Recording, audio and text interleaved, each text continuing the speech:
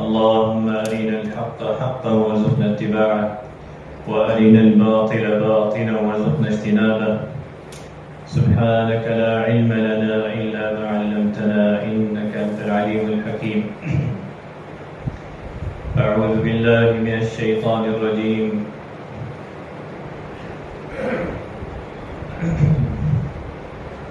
واستعينوا بالصبر والصلاة وإنها لكبيرة إلا على الخاشعين وإنها لكبيرة إلا على الخاشعين الذين يظنون أنهم ملاقو ربهم وأنهم إليه راجعون.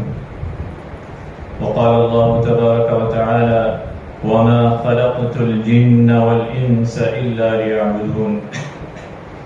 صدق الله العظيم. الحمد لله رب العالمين. اللهم ربنا لك الحمد كما ينبغي لجلال وجهك وعظيم سلطانك. سبحانك لا علم لنا إلا ما علمتنا إنك أنت العليم الحكيم.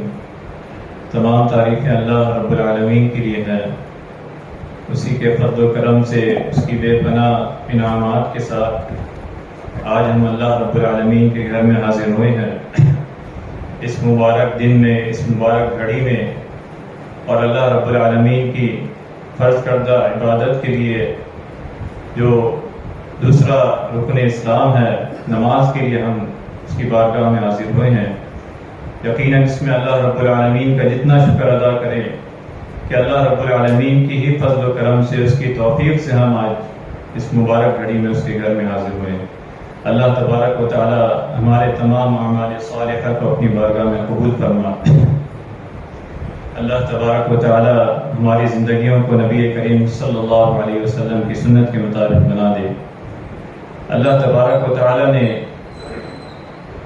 قرآن مجید میں نماز کی اہمیت و فضیلت کے بارے میں فرمایا کہ وَاسْتَعِينُوا بِالصَّبْرِ وَالصَّلَاةِ، اور صبر اور نماز کے ذریعے جو ہے وہ اللہ رب العالمین سے مدد طلب کرو۔ وَاسْتَعِينُوا بِالصَّبْرِ وَالصَّلَاةِ وَإِنَّهَا لَكَبِيرَةٌ إِلَّا عَلَى الْخَاشِعِينَ، اور یقیناً یہ بہت بڑی چیز ہے، یہ بہت مشکل ہے سوائے ان لوگوں کے لیے جو اللہ سے ڈرتے ہیں، وہ اس کی پابندی کر سکتے ہیں۔ إِلَّا عَلَى الْخَاشِعِينَ، جو عاجزی اختیار کرتے ہیں، جو اللہ رب العالمین سے اس کی طرف ملنے کی امید رکھتے ہیں، وہی اس کی پابندی کر سکتے ہیں، وہی نماز کی پابندی کر سکتے ہیں۔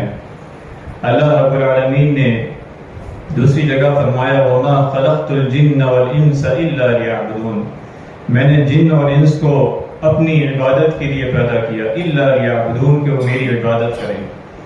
عبادت زندگی کے تمام معاملات میں اللہ رب العالمین کی بندگی کا نام جو ہے وہ عبادت ہے، اور بندہ یا عبد اسی کو کہا گیا کہ جو اپنی زندگی، جو اپنے آپ کو غلام بنا کے اپنے مالک کے، اپنے آقا کے حوالے کر دے، وہ بندہ جو ہے وہ غلام ہے، وہ عبد ہے۔ اپنی زندگی تمام معاملات میں وہ اللہ رب العالمین کے حوالے کر دے اپنی زندگی کو۔ اور نماز ایک ایسی عبادت ہے جو دن میں اس کو بار بار اس طرف توجہ دلاتی ہے کہ وہ اللہ رب العالمین کا بندہ ہے، اس چیز کا اقرار کرتا ہے کہ جو نماز کی طرف آتا ہے کہ میں اسی کو ماننے والا ہوں، اسی کا بندہ ہوں، وہی میرا آقا ہے۔ تین چیزیں جو اس چیز کی طرف نشاندہی کرتی ہیں کہ وہ نماز کی طرف آتا ہے، کہ وہ اللہ رب العالمین کو ماننے والا ہے اور اس کی اطاعت کرنے والا ہے، اس کو اپنا آقا، پروردگار، سب کچھ اس کو ماننے والا ہے اور اس کی اطاعت کرنے والا ہے۔ اور تیسری چیز یہ ہے کہ وہ اطاعت کے جو راستہ بتایا ہے، جو طریقہ بتایا ہے، اس کی طرف، اس راستے پر چل کر جو ہے وہ اطاعت کرتا ہے۔ حی علی الصلاۃ، حی علی الفلاح کی جو ندا آتی ہے، وہ نماز کو خشوع و خضوع کے ساتھ ادا کرتا ہے اللہ رب العالمین کے لیے۔ تو یہ اللہ رب العالمین کا احساس بندگی اور یہ مسلسل مشق ہے جو اللہ رب العالمین ہم بندوں پر دن میں 5 مرتبہ جو معراج کے موقع پر آپ علیہ الصلوۃ والسلام کے ذریعے فرض کی کہ وہ اقیم الصلاۃ، نماز قائم کرو اور نماز کے ذریعے اور صبر کے ذریعے جو ہے مدد طلب کرو.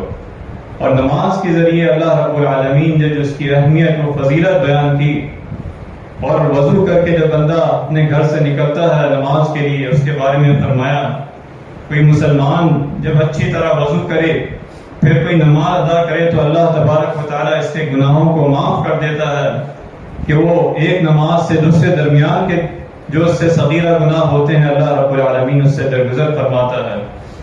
اور پھر دوسری جگہ آپ علیہ السلام نے فرمایا کہ جب کسی فرض نماز کا وقت ہو جائے اور مسلمان آدمی اس کے لیے اچھی طرح وضو کرے، پھر خشوع و خضوع اختیار کرے، اس میں مکمل نماز خشوع و خضوع کے ساتھ ادا کرے، تو اللہ تبارک و تعالیٰ کہ ہاں وہ نماز اس کے لیے گناہوں کا کفارہ ہو جاتی ہے کہ وہ ایک نماز سے دوسرے نماز کے درمیان جو اس سے خطائیں ہوئیں، جو اس سے لغزشیں ہوئیں، تو اللہ رب العالمین اس سے درگزر فرماتا ہے.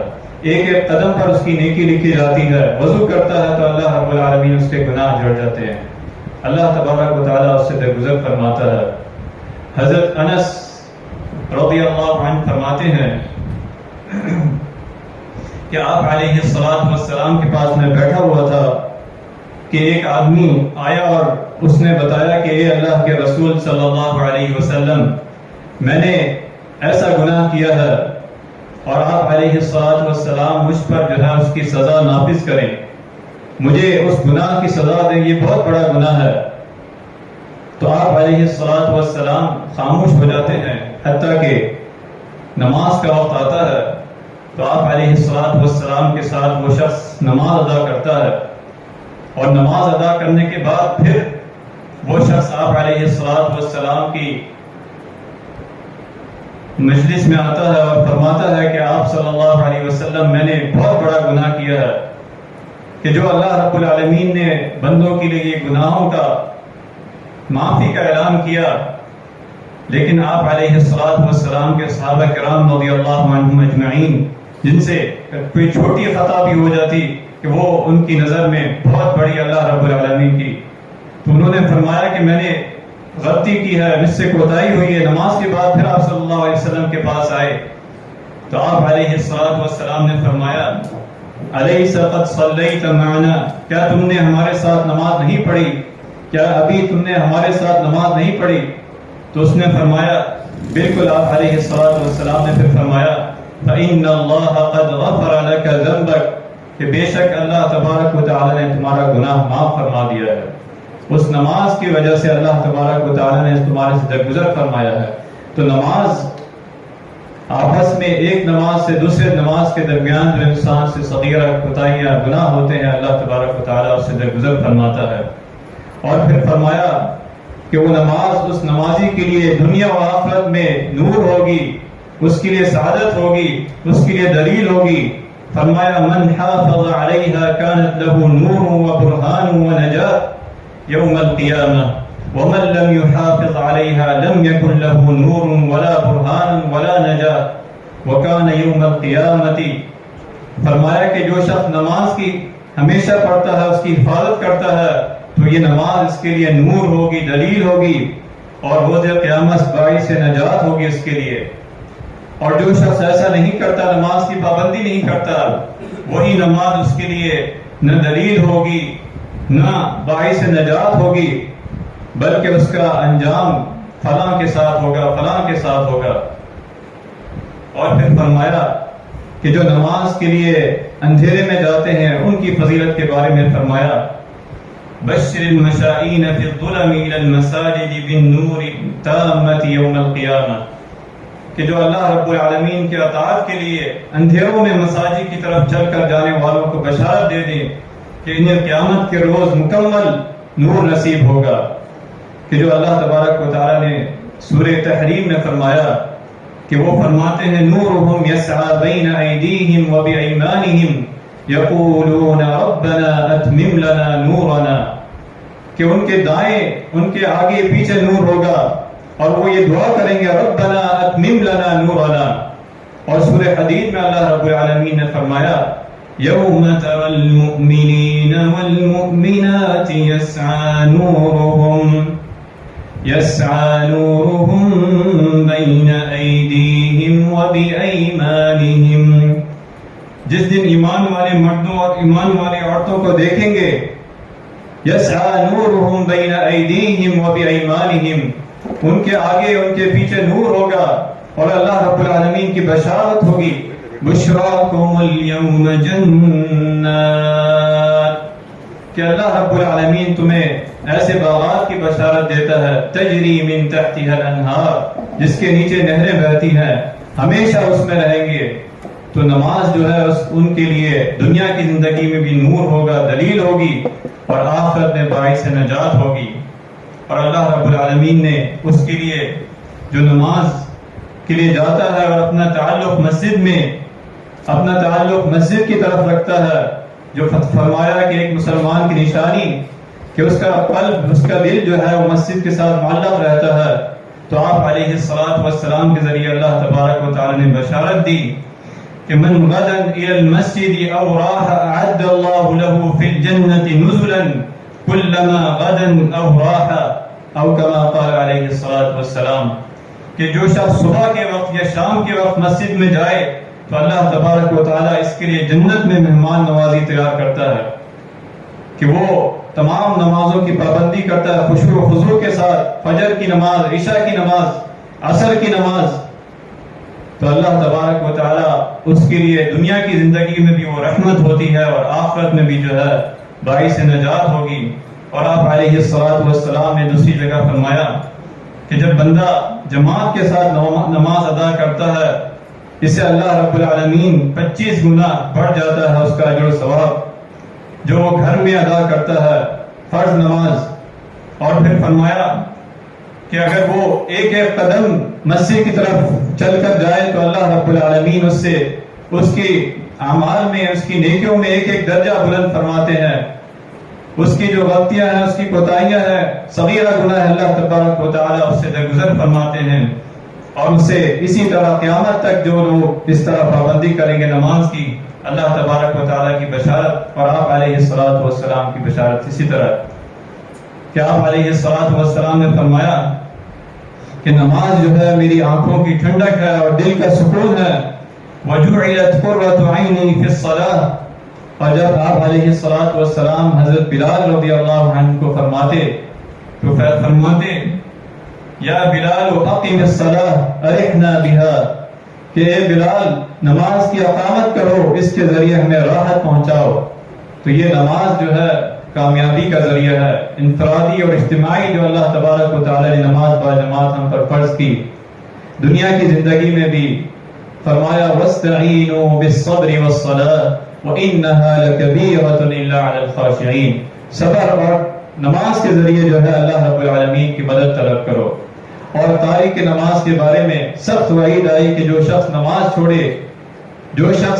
کو چھوڑے اللہ تبارک و تعالی نے اس کے بارے میں سخت وعید فرمایا فخلف من بعدهم خلف اضاعوا الصلاة واتبعوا الشهوات فسوف يلقون غيا. پھر ان کے بعد ان کے نالائق اولاد ان کے جانشین بنی جنہوں نے نماز کو ضائع کیا اور خواہشات کے پیچھے لگ گئے، وہ ان قریب ہلاکت سے دوچار ہوں گے. سخت وعید ہے جنہوں نے نماز چھوڑی. اور دوسری جگہ اللہ تبارک و تعالی سورہ مدثر میں فرماتے ہیں کہ جب اہل جہنم سے پوچھا جائے گا کہ تمہارا یہاں آنے کا کیا سبب ہوا، تو وہ فرمائیں گے فی جنات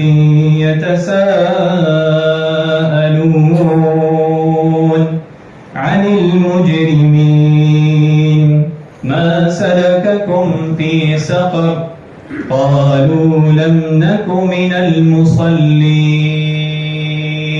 اہل جنت پوچھیں گے ان سے ما سلككم في سقر، جن کو اللہ رب العالمین نے نماز کے ذریعے، ان کے اعمال صالحہ کے ذریعے اللہ تبارک و تعالی نے جو بشارت دی اور جنت کے مستحق بنے، جب وہ نافرمانوں کو دیکھیں گے، دوزخی کو دیکھیں گے، پوچھ ما سلككم في سقر، تو پہلا ان کا جواب یہ ہوگا قالوا لم نك من المصلين، ہم نماز نہیں پڑھتے تھے. لم نك من المصلين. اور اللہ تبارک و تعالی نے دوسری جگہ اس کا ذکر کیا کہ نماز سے کوتاہی، سستی یہ منافقین کی علامت ہے. ان المنافقین یخادعون اللہ وهو خادعهم. وہ اللہ رب العالمین کو دھوکہ دیتے ہیں لیکن اللہ تبارک و تعالی انہیں دھوکہ دے گا. وهو خادعهم. وَإِذَا قَامُوا إِلَى الصَّلَاةِ قَامُوا كُسَالَىٰ. جب انہیں نماز کے لیے بلایا جاتا ہے تو اس میں سستی کرتے ہیں، اس میں کوتاہی کرتے ہیں. اور آپ علیہ السلام نے سخت وعید یہاں تک فرما دیا بین الرجل و بین الکفر ترک الصلاۃ، کہ آدمی اور کفر کے درمیان فرق جو ہے وہ نماز کو چھوڑنا ہے. تو نماز کی پابندی کے بارے میں بار بار آپ علیہ السلام نے پھر فرمایا کہ العہد الذی بیننا و بینہم الصلاۃ فمن ترکها فقد کفر، کہ ہمارے اور ان کے درمیان، ان کافروں کے درمیان جو عہد ہے وہ نماز ہے، جو شخص اسے چھوڑ دے یقیناً اس نے کفر کیا. تو یہ اللہ تبارک و تعالیٰ کا فرمان وَاسْتَعِينُوا بِالصَّبْرِ وَالصَّلَاةِ، نماز کے ذریعے اللہ رب العالمین کی مدد طلب کرو اور صبر کے ذریعے، کہ اسی میں تمہارے لیے کامیابی ہے. اور نماز با جماعت جس طرح ادا کرنا ہے، اجتماعیت میں جو نماز ادا کی جاتی ہے مسجد میں، اس کے آداب کا خیال رکھو. خصوصاً مسجد میں جب نماز ادا کی جاتی ہے فرض نماز کے بعد یا سنتیں، تو اس کو اس طرح ادا کرنا کہ نمازی، دوسرا نمازی اگر آگے سے گزرے تو اسے بھی جو ہے گزرنے کا راستہ ملے، جس سے آپ علیہ السلام نے ہمیں رہنمائی دی کہ نمازی جب نماز پڑھے کسی ایسی جگہ پہ تو اسے اپنے سامنے جو ہے سترا رکھنا چاہیے تاکہ دوسرا گزرنے والا بھی جو ہے وہ آرام سے گزر سکے. آپ علیہ السلام نے فرمایا، حضرت عبداللہ بن عمر رضی اللہ عنہ فرماتے ہیں کہ آپ علیہ السلام کی اسوہ حسنہ، کہ آپ جب گھر سے نکلتے عیدگاہ کی طرف نماز کے لیے جاتے صبح کے وقت، تو آپ کے ساتھ ایک نیزہ لے جایا جاتا جو آپ اپنی نماز کی جگہ پر اپنے آگے رکھتے، کہ یہ سترہ جو ہے اس کا حکم دیا. کہ اور فرمایا دوسری جگہ کہ جو شخص اگر نماز پڑھ رہا ہے اور کوئی شخص اس کے سامنے سے گزرتا ہے وہ سخت گناہ کا مرتکب ہوگا. آپ علیہ السلام نے فرمایا لو يعلم المار بين يدي المصلي ماذا عليه لكان أن يقف 40 خيرا له من أن يمر بين يديه أو كما قال عليه الصلاة والسلام. اگر نماز کے آگے سے گزرنے والے شخص کو پتہ چل جائے کہ اس کے لیے کتنا گناہ ہے، کہ وہ نمازی کے آگے سے گزر رہا ہے، اس کو پتہ لگ جائے کہ اس کے لیے کتنا گناہ ہے، تو اس کے انتظار میں 40 دن یا 40 سال، یہاں تک کہ وہ 40 سال اس کے انتظار میں کھڑا رہے کہ وہ شخص کب نماز مکمل کرے پھر وہاں سے گزرے. اور جو شخص نماز پڑھ رہا ہے اسے بھی چاہیے کہ کوئی ایسی جگہ پہ نماز پڑھے، اجتماعیت میں اگر پڑھ رہا ہے مسجد میں تو ایسی جگہ نماز پڑھے یا اپنے سامنے سترے کا اہتمام کرے تاکہ کسی اور نمازی کو جو ہے اس سے تکلیف نہ ہو. اور فرمایا اذا صلى احدكم الى شيء يسره من الناس فاراد احد ان يتجاوز بين يديه فليدفع، کہ جب تم میں سے کوئی شخص کسی ایسی چیز کی طرف رخ کر کے نماز پڑھے جو اسے لوگوں سے چھپا رہی ہو، یعنی کوئی سترہ اپنے سامنے رکھ لے، تو پھر ہر کوئی شخص اس کے آگے سے گزرنا چاہے تو وہ اسے نہ روکے، یعنی اس کی طرف اس کا دھیان نہ دے. اور اگر کوئی شخص اپنے سامنے سترہ نہیں رکھتا تو اسے سختی سے اپنے سامنے گزرنے والے کو روکنا چاہیے، سختی سے اس کو روکنا چاہیے کہ وہ نماز پڑھے. اگر کوئی اس کے سامنے سے گزرتا ہے تو اس کی کوشش کرنی چاہیے سختی کے ساتھ کہ اسے روکے. اور یہ نماز با جماعت میں یہی آپ علیہ السلام نے فرمایا کہ نماز با جماعت میں جہاں امام ہو تو امام کا سترہ وہ سب کے لیے کافی ہے، لیکن انفرادی اس میں جہاں بندے نوافل پڑھ رہے ہیں، جہاں نمازی نوافل پڑھ رہے ہیں، سنتیں پڑھ رہے ہیں، تو وہاں ان کا اس چیز کا اہتمام کرنا چاہیے. نماز پڑھنے والے کو بھی کہ وہ اپنے آگے سترہ رکھے، اور جو نمازی آگے سے گزر رہے ہیں انہیں بھی اس چیز کا دیکھنا چاہیے کہ وہ کسی نمازی کے آگے سے نہ گزرے. سخت وعید ہے آپ علیہ السلام کی طرف سے. اللہ تبارک و تعالیٰ سے دعا ہے کہ جو اعمال ہم نے سنے ہیں اس پر عمل کرنے کی توفیق عطا فرما. اللہ تبارک و تعالیٰ ہماری نمازوں کو، ہماری عبادات کو حقیقی معنوں میں نبی کریم صلی اللہ علیہ وسلم کی سنت کے مطابق بنا دے. اللہ تبارک و تعالیٰ تمام مسلمانوں پر رحم فرما، بالخصوصاً اہل فلسطین کے لیے تمام حضرات دعا کریں، اہل غزہ کے لیے جو ان پر ظلم و ستم ہو رہا ہے، اللہ تبارک و تعالیٰ ان کی تائید و نصرت فرما. اللہ تبارک و تعالیٰ ان کے لیے آسانیاں فرما۔ آپ علیہ الصلوۃ والسلام نے فرمایا دعوت المسلم لاخیہ مستجابہ، کہ مسلمان کے اپنے مسلمان بھائی کے لیے جو دعا ہے وہ مستجاب ہوتی ہے، اللہ تبارک و تعالیٰ اسے قبول فرماتا ہے۔ جب کوئی وہ اس کے لیے دعائے خیر کہتا ہے قال الملک المعقل آمین ولک مثلی، کہ ملک جو ہے، فرشتہ جو ہے، وہ اس کے لیے آمین کہتا ہے اور کہتا ہے ویسے ہی جیسے تم نے اپنے مسلمان بھائی کے لیے دعا کی۔ تو اللہ تبارک و تعالیٰ ان کی تائید نصرت فرما، ان کے لیے آسانیاں فرما۔ اللہ تبارک و تعالیٰ پورے مسلمانوں کو یکجا فرما۔ اللہ تبارک و تعالیٰ ہماری زندگیوں کو نبی کریم صلی اللہ علیہ وسلم کی سنت کے مطابق بنا دے۔ وآخر دعوانا